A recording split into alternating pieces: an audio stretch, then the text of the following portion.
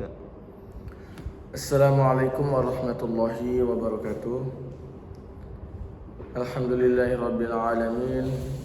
Wassalatu wassalamu ala asrafil anbiya'i wal mursalin Sayyidina Muhammadin wa ala alihi wa ashabihi ajma'in, amma ba'd.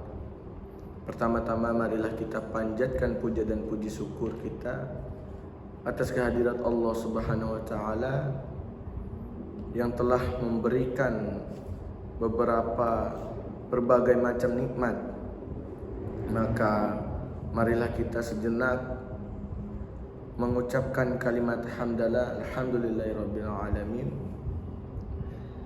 Salawat serta salam kita haturkan kepada baginda kita, yaitu Nabi besar kita Nabi Muhammad SAW, yang telah membawa kita dari zaman jahiliyah hingga zaman Islamiyah yang sekarang ini, dari zaman naik unta sampai zaman naik Toyota. Kembali lagi dengan saya Sayyid Agil Al-Munawwarah, mahasiswa Universitas PTIQ Jakarta, Fakultas Dakwah dengan Prodi Komunikasi dan Penyiaran Islam. Pada kesempatan kali ini saya dan kita semua akan membahas kisah-kisah di dalam Al-Quran. Nah, di dalam pembahasan ini mungkin ada beberapa poin yang akan kita bahas. Yang pertama adalah pengertian kisah itu sendiri. Terus yang kedua ada jenis-jenis kisah dalam Al-Quran. Terus ada faedah kisah-kisah Al-Quran.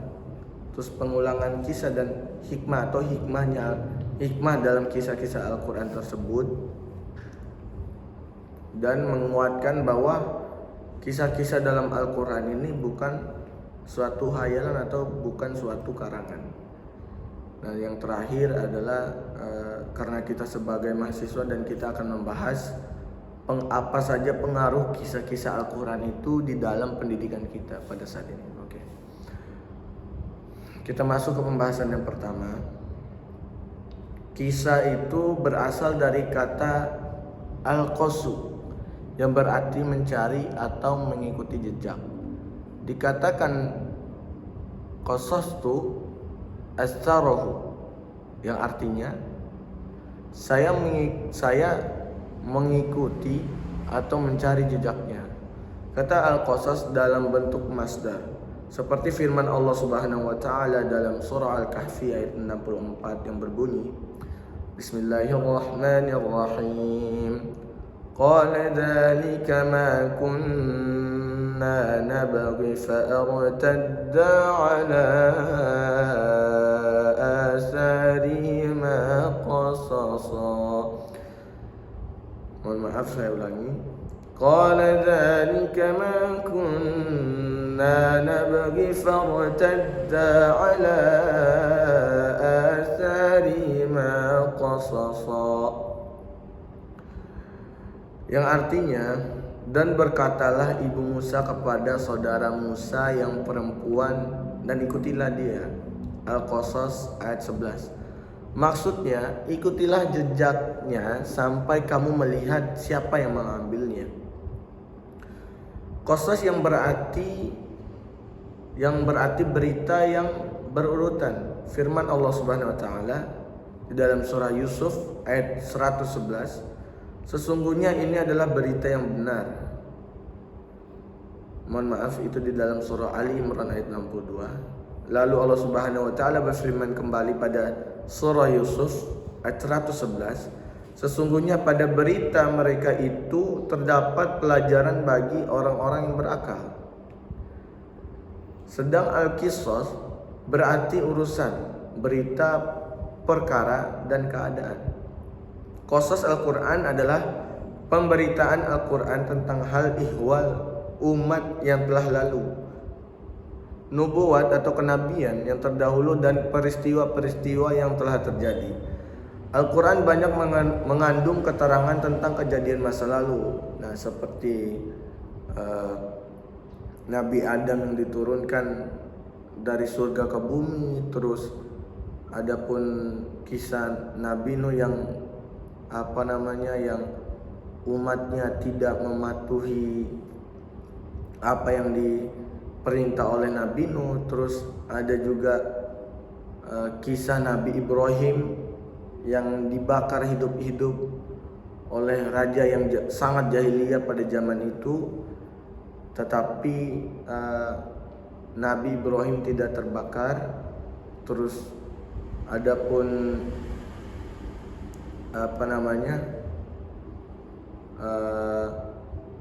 seorang ibu yang melahirkan perempuan yang amat suci, tetapi bisa melahirkan tanpa seorang suami, atau anak yang lahir tanpa suatu ayah. Nah, itu semua adalah kisah-kisah dalam Al-Quran. Nah, adapun jenis-jenis kisah dalam Al-Quran, yang pertama yaitu kisah para nabi. Kisah ini mengandung dakwah mereka kepada kaumnya, mukjizat-mukjizat yang memperkuat dakwahnya, sikap-sikap orang yang memusuhinya, dan tahapan-tahapan dakwah dan perkembangannya, serta akibat-akibat yang diterima oleh mereka yang mempercayai dan golongan yang mendustakan. Misalnya kisah Nabi Nuh, Ibrahim, Musa, Harun, Isa, Muhammad, dan nabi-nabi serta rasul lainnya. Terus yang kedua, kisah-kisah yang berhubungan dengan peristiwa-peristiwa yang terjadi pada masa lalu dan orang-orang yang tidak dipastikan kenabiannya. Misalnya seperti kisah orang yang keluar dari kampung halaman yang beribu-ribu jumlahnya karena takut mati, yaitu kisah Talut dan Jalut, dua orang putra Adam, penghuni gua Zulkarnain, Nabi Zulkarnain, orang-orang menangkap ikan pada hari Sabtu, dan Ibu Maryam, yaitu ibu Nabi Isa alaihissalam. Terus yang ketiga, adapun kisah-kisah yang berhubungan dengan peristiwa-peristiwa yang terjadi pada masa Rasulullah SAW, seperti perang Badar, perang Uhud dalam surah Ali Imran, perang Hunain dan Tabuk dalam surah At-Taubah, lalu perang Ahzab yang dijelaskan dalam surah Al-Ahzab, lalu kisah hijrahnya Nabi Muhammad SAW dan Isra Mi'raj dalam surah Al-Isra, dan berbagai macam lainnya. Nah, terus di dalam kisah-kisah tersebut ada faedah di dalam kisah-kisah Al-Quran ini. Kisah-kisah dalam Al-Quran mempunyai banyak hikmah. Di antaranya yang pertama, menjelaskan asas-asas dakwah menuju Allah dan menjelaskan pokok-pokok syariat yang dibawa oleh Nabi. Allah Subhanahu wa taala berfirman dalam ayatnya, "Wa ma arsalna min qablika min rasulin illa nuhin ilaihi annahu la ilaha illa ana fa'budun." Yang artinya, dan kami tidak mengutus seorang rasul pun sebelum kamu, melainkan kami wahyukan kepadanya bahwa tidak ada Tuhan selain Allah, maka sembahlah olehmu sekaliankan aku. Quran surah Al-Anbiya ayat 25. Terus yang kedua, faedahnya yaitu meneguhkan hati Rasulullah dan hati umat Nabi Muhammad SAW atas agama Allah, yaitu agama Islam, memperkuat kepercayaan orang mukmin tentang menangnya kebenaran dan para pendukungnya, serta hancurnya kebatilan dan para pembelanya. Lalu yang ketiga, membenarkan para nabi terdahulu. Nah, jadi memperbenarkan nabi terdahulu maksudnya di sini agar kita semua tidak mengira bahwa itu semua adalah karangan atau sebuah khayalan. Nah, tujuannya di sini menghidupkan kenangan terhadap mereka serta mengabadikan jejak peninggalannya. Jadi di sini dikatakan bahwa di dalam Al-Quran itu telah dijelaskan bukti-bukti bahwa nabi-nabi terdahulu itu ada.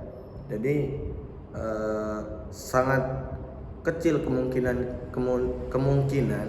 untuk kita mengira bahwa kisah-kisah Nabi terdahulu itu adalah sebuah hayalan. Terus yang keempat, menampilkan kebenaran dakwahnya Nabi Muhammad SAW dengan apa yang diberitakannya tentang hal ihwal orang-orang terdahulu di sepanjang kurun dan generasi.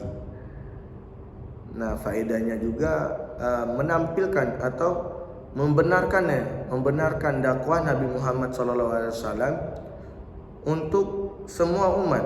Jadi semua umat itu maupun yang ada di zaman Nabi Muhammad SAW dan sampai seterusnya dan sampai kiamat nanti.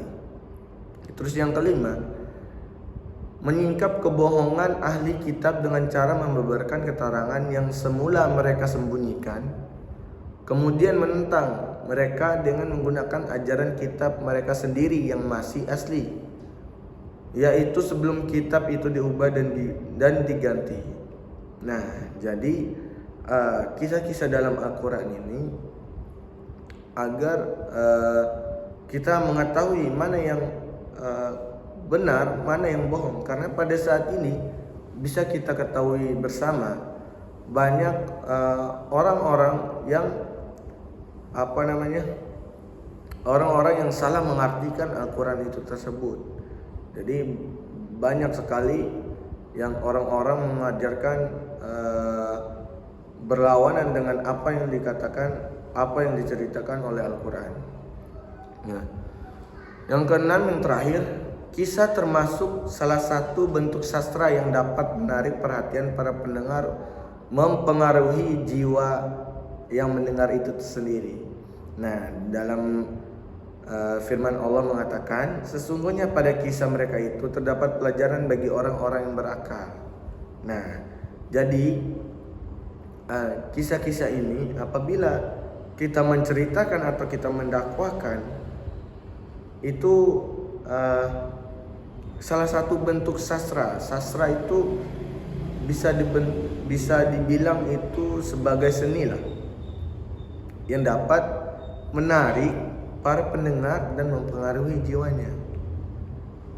Nah, terus kita lanjut ke pembahasan yang berikutnya, yaitu pengulangan kisah dan hikmahnya. Nah, hikmah di dalam kisah Al-Quran ini yang pertama yaitu menjelaskan kebalagohan Al-Quran dalam tingkat paling tinggi. Sebab di antara keistimewaan balaghah adalah mengungkapkan sebuah makna dan berbagai macam bentuk yang berbeda. Dan kisah yang berulang itu kemudian itu dikemukakan di setiap tempat yang uslub yang berbeda suatu dengan yang lain, serta dituangkan dalam pola yang berlainan pula, sehingga tidak membuat orang merasa bosan karenanya, bahkan dapat menambah ke dalam jiwanya makna-makna baru yang tidak didapatkan di saat membacanya di tempat lain. Terus yang kedua, menunjukkan kehebatan mukjizat Al-Quran, karena di dalam Al-Quran itu, di dalam kisah yang dijelaskan di dalam Al-Quran itu terdapat berbagai mukjizat yang Allah berikan kepada rasul-rasul ataupun nabi-nabi kita. Sebab mengemukakan sesuatu makna dalam berbagai bentuk susunan kalimat, di mana salah satu bentuk pun tidak dapat ditandingi oleh sastrawan Arab. Jadi bahasa yang dijelaskan di dalam Al-Quran itu adalah bahasa yang paling tinggi, tingkatnya paling tinggi. Maupun sastrawan Arab sekalipun itu tidak mampu menandingi bahasa yang dipakai oleh Al-Quran ataupun yang diturunkan oleh Allah Subhanahu wa taala. Terus yang ketiga, memberikan perhatian besar terhadap kisah tersebut agar pesan-pesannya lebih berkesan dan melekat dalam jiwa. Karena itu pada dasarnya pengulangan merupakan salah satu metode pemantapan nilai. Terus yang keempat, setiap kisah memiliki maksud dan tujuan berbeda. Karena itulah kisah-kisah itu diungkapkan. Maka sebagian dari makna-maknanya itu yang diperlukan, sedangkan makna-makna yang lainnya dikemukakan di tempat yang lain. sesuai dengan tuntutan keadaan. Jadi setiap kisah di dalam Al-Quran itu Allah menurunkan atau Allah menceritakan di dalam Al-Quran itu kisah-kisah Nabi terdahulu sebelum Nabi Muhammad SAW ataupun setelah di saat Nabi Muhammad SAW berhijrah atau yang lainnya, ada maksud dan tujuannya yang berbeda. Nah, terus kita lanjut kepada kisah-kisah dalam Al-Quran itu, yaitu bukan hayalan.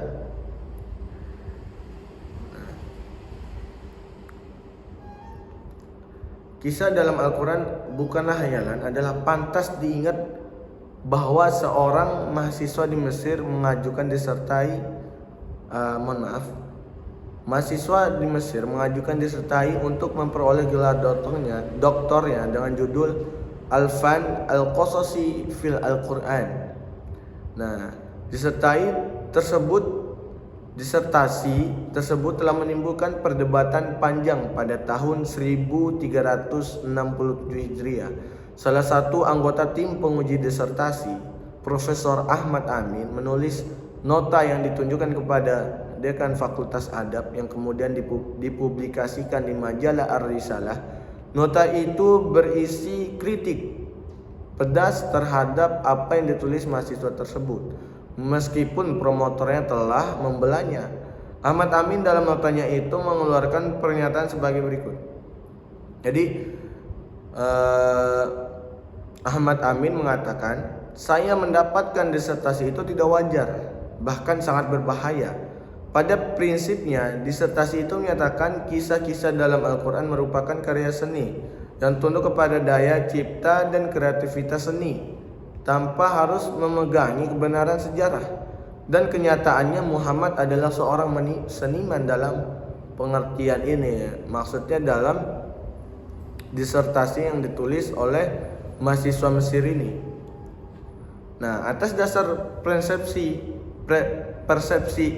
inilah mahasiswa itu menulis disertasinya. Lalu kita lanjut pada pembahasan berikutnya, itu apa saja sih pengaruh kisah-kisah Al-Quran dalam pendidikan. Nah, kita ini kan sebagai mahasiswa tentunya ketika kita membaca atau mempelajari kisah-kisah di dalam Al-Quran, pasti di benak pikiran kita pasti bertanya-tanya, apa sih manfaatnya saya membaca kisah-kisah dalam Al-Quran ini. Nah, sekarang akan kita bahas sama-sama. Tidak diragukan lagi bahwa kisah yang baik dan cermat akan digemari dan dapat menembus relung jiwa manusia dengan mudah, sehingga segenap perasaan akan mengikuti alur kisahnya tersebut tanpa jemu atau kesal. Akal pun dapat menelusurinya dengan baik. Akhirnya ia memetik keindahannya itu aneka ragam bunga dan buah-buahan. Pelajaran yang disampaikan dengan metode khutbah dan ceramah akan menimbulkan kebosanan. Seseorang yang masih muda dan baru berkembang akan kesulitan menangkapnya. Oleh karena itu, narasi kisah sangat bermanfaat untuk mengandung banyak faedah. Pada umumnya anak-anak suka mendengarkan cerita-cerita tersebut seperti dongeng dan lain sebagainya. Biasanya ingatannya lebih cepat menampung sesuatu yang diriwayatkan kepadanya atau sesuatu yang diceritakan kepadanya. Selanjutnya ia dapat menirukan dan dapat mengisahkannya. Dan inilah fenomena fitrah jiwa tentunya perlu mendapat perhatian para pendidik dalam lapangan pendidikan, khususnya pendidik agama yang merupakan esensi pengajaran dan rambu-rambu pendidikan. Nah, di sini dijelaskan bahwa di saat kita ingin mengajarkan anak-anak itu, jadi kita harus tahu tempatnya terlebih dahulu, misalnya dalam forum bapak-bapak, dalam forum anak-anak, dan tidak mungkin kita menjelaskan kisah-kisah dalam Al-Quran itu kepada forum bapak-bapak itu atau majelis bapak-bapak dengan metode apa yang kita sampaikan kepada anak-anak. Nah, itu kita harus tahu tempat. Mungkin sekian dari saya, kurang dan lebihnya mohon maaf. Unzur man qala wala tanzur man qala. Assalamualaikum warahmatullahi wabarakatuh.